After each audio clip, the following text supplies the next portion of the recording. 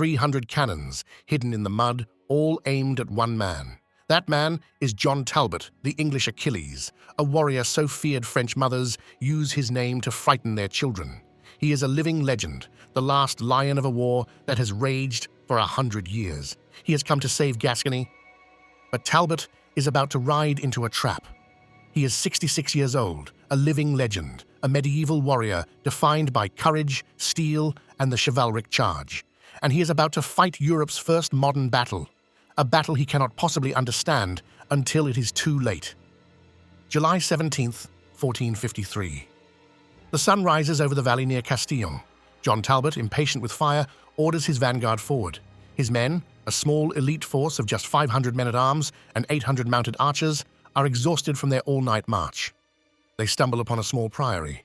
Inside, 1,000 French archers, a sacrificial tripwire, are stationed. Talbot gives the cry. The English charge. The fight is short, brutal. The French break and flee in terror, just as they were meant to. It is the perfect start.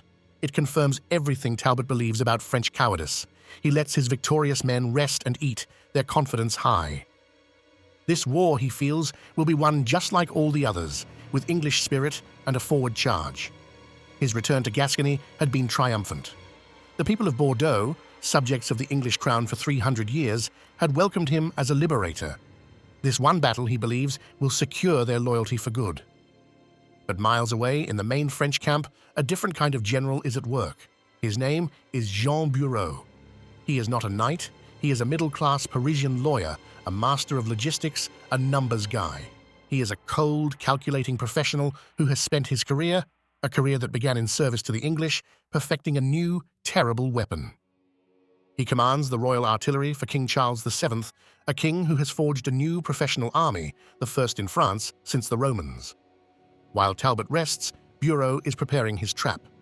He has built a fortress not of stone, but of earth, wood, and iron. A 700-yard rampart protected by a deep ditch, its sides secured by the river. Inside this fortified park, hidden from view, he has arranged his arsenal, 300 cannons. They are not in a simple line, but in overlapping, calculated fields of fire. Bureau has engineered a kill zone, a place where overlapping arcs of fire will erase an army. His fleeing archers from the Priory were just the bait. Now he gives another order, one of remarkable discipline. He commands thousands of non-essential camp followers to clear out, to make way for the battle. From a distance, this disciplined maneuver creates a massive cloud of dust, visible for miles. A messenger, seeing it, gallops from Castillon to Talbot. He is breathless with excitement. The French, he screams, are in full retreat. This is the moment, the fatal miscalculation. Talbot's local Gascon advisors see the ramparts in the distance. They know this land. They beg him to be cautious, to wait for the rest of his army, for the infantry and his own cannons still miles behind. But Talbot will not listen. The easy win at the Priory, this new report, it confirms his every instinct. He is a man defined by the forward charge. He is the English Achilles. He, John Talbot, is not here to wait. With a cry of, "For Talbot, for St. George," he orders his men to mount. He will charge headlong into what he believes is a panicked, fleeing enemy. The banners go up. The Anglo-Gascon force surges forward, a wave of steel and courage. Instead, they are met with an eerie silence. The French ramparts are lined with men. But they just stand there, waiting. There is no hail of arrows, no countercharge, just the quiet, terrifying discipline of an army that knows what is coming. Talbot's men thunder on, 100 yards, 75, 50. And then Jean Bureau gives the order. What happens next is not a battle. It is an industrial slaughter. From hidden openings all along the 700-yard wall, 300 cannons roar to life in a single, deafening volley. The air fills with smoke and the scream of iron. The first wave of the charge simply vanishes, erased from existence. This is not the slow, inaccurate artillery of the past. This is a coordinated, rapid-firing system. Lightweight culverins fire at speed, supported by heavier guns. Cannonballs, stone shot, and grape shot tear through the English ranks. Eyewitness accounts claim a single ball can rip through 5 or 6 men at once, a horrifying spectacle that shreds bodies and morale. Formations that had stood firm at Agincourt and Crécy simply disintegrate. Men and horses are smashed into the ground in mangled heaps. This is impersonal mechanical killing. How does a knight fight a machine? How do you have a duel with a cannonball? It is a storm of iron, and the English are caught in its center. The noise is inhuman, a constant thunder that drowns out all commands. To their incredible credit, they do not break.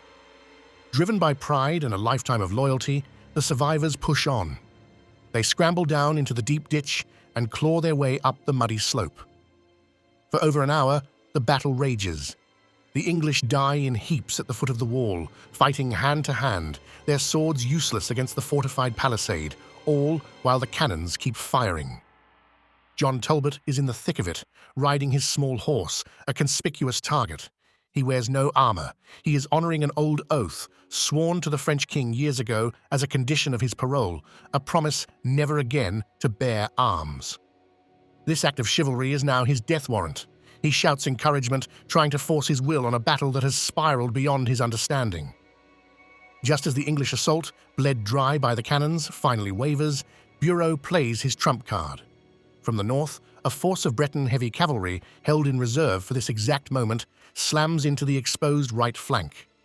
This is the breaking point. The line, already shattered, collapses. The desperate assault turns into a full-blown rout. Men throw down their weapons and run for their lives. In the chaos, a cannonball, a blast of impersonal iron, strikes John Talbot's horse. The animal collapses, pinning the old warrior to the ground with a broken leg. He is helpless. The English Achilles is trapped. French soldiers swarm him.